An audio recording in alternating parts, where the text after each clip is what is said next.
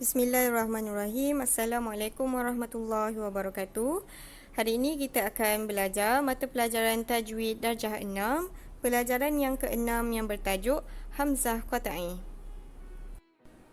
Okey, sebelum tu kita lihat dulu apa maksud Hamzah Qata'i. Okey, maksud Hamzah Qata'i ialah hamzah yang tetap bacaannya sama ada dimulakan atau jika bersambung dengannya. Itu maksud Hamzah Qata'i. Hamzah yang tetap bacaannya sama ada dimulakan atau jika bersambung dengannya. Huruf Hamzah. Okay? Kita lihat keadaan Hamzah Qata'i. Keadaan Hamzah Qata'i ada 3 keadaan dia. Okay, yang pertama, Hamzah di awal kalimah. Yang kedua, Hamzah di tengah kalimah. Dan yang ketiga, Hamzah di akhir kalimah. Kita lihat Hamzah di awal kalimah. Yang pertama, baris Hamzah ada fathah, dhammah dan kasrah. Fathah, baris atas, dhammah, baris depan dan kasrah, baris bawah. Okey, kita lihat pula contoh ayat. Baris fathah yang berbaris atas, contohnya, au mu'adzibuhum, au mu'adzibuhum.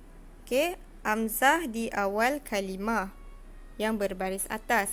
Contoh yang kedua, yang dhammah berbaris hadapan. Ummatum minhum, ummatum minhum. Okey, hamzah yang berbaris depan di awal kalimah. Okey, dan yang ketiga kasrah yang baris bawah. Okey, contohnya ila rabbikum, ila rabbikum. Okey, hamzah yang berbaris bawah. Okey, ni 3 ni yang hamzah yang di awal kalimah. Kita lihat pula seterusnya keadaan yang kedua iaitu keadaan hamzah di tengah kalimah. Okey, hamzah di tengah kalimah. Baris hamzah fathah, dhammah dan kasrah. Fathah baris atas, dhammah baris hadapan dan kasrah baris bawah. Contoh ayat bagi fathah yang berbaris atas, fa'awfilanal kaila, fa'awfilanal kaila. Okey, kita lihat kepada kalimah fa'awfi, ada hamzah di tengah kalimah yang berbaris atas. Okey. Dan yang kedua, dhammah yang berbaris hadapan. Contohnya raufur rahim, raufur rahim. Nampak kalimah ra'ufu di tengahnya hamzah yang berbaris dhammah hadapan. Okay, yang ketiga, berbaris bawah itu kasrah. Wa in kunna la khatiin, wa in kunna la khatiin. Okay, kalimah la khatiin. Kalimah di tengahnya ada hamzah yang berbaris bawah, itu kasrah. Okey, ini hamzah di tengah kalimah. Baiklah, kita lihat seterusnya hamzah di akhir kalimah. Keadaan hamzah yang di akhir kalimah. Okey, baris hamzah untuk fathah yang berbaris atas. Contoh ayat, sa'a ma ya'malun. Okey, kalimah sa'a. Ada hamzah di akhir kalimah. Sa'a. Okey, yang kedua yang berbaris hadapan iaitu dhammah. Contoh wa qala al mala'u min qaumih. Nampak kalimah mala'u, al mala'u kalimahnya yang berbaris hadapan. Dan yang ketiga kasrah yang berbaris bawah. Contoh minas sama'i. Okey, di akhir kalimah hamzah berbaris bawah. Okey, ini contoh keadaan hamzah di akhir kalimah. Okey, baiklah seterusnya, selain daripada 3 keadaan yang kita dah belajar tadi iaitu hamzah di awal kalimah, di tengah kalimah dan di akhir kalimah, ada juga hamzah qata'i yang boleh berubah daripada sifat asal kepada sebutan yang lain. Contohnya seperti kita lihat yang pertama, bacaan hamzah qata'i iaitu jami'u. Kenapa dibaca begitu? Okey, tashil, satu bunyi antara bunyi hamzah dan alif. tashil ni maksud dia mudah. Tashil ni dia menyederhanakan hamzah yang kedua. Jadi contoh ayat kita akan baca A'jamiyu daripada surah Al-Fusilat ayat 44. Okay, murid-murid boleh dengar surah yang diberi sekejap lagi. ولو جعلناه قرآنا أعجميا لقالوا لولا فصلت آياته أعجمي وعربي قل هو للذين آمنوا هدى وشفاء والذين لا يؤمنون في آذانهم وقر وهو عليهم عمى أولئك ينادون من مكان بعيد. Okey, baiklah. Dan surah Al-Fusilat ayat 44 tadi, A'jamiyu, ada satu tempat sahaja dalam Al-Quran untuk pengetahuan lah. Okey, yang kedua kita lihat itu ni. Okey, kenapa dibaca itu ni? Ibdal, menukarkan hamzah mati kepada sebutan ya ketika mula kalimah. Itu ni. Okey, ibdal mad badal. Mad badal hamzah bertemu dengan hamzah. Okey, alif hamzah bertemu dengan hamzah sukun. Okey, dan bacaannya kena ditukarkan hamzah yang mati tu kepada sebutan ya.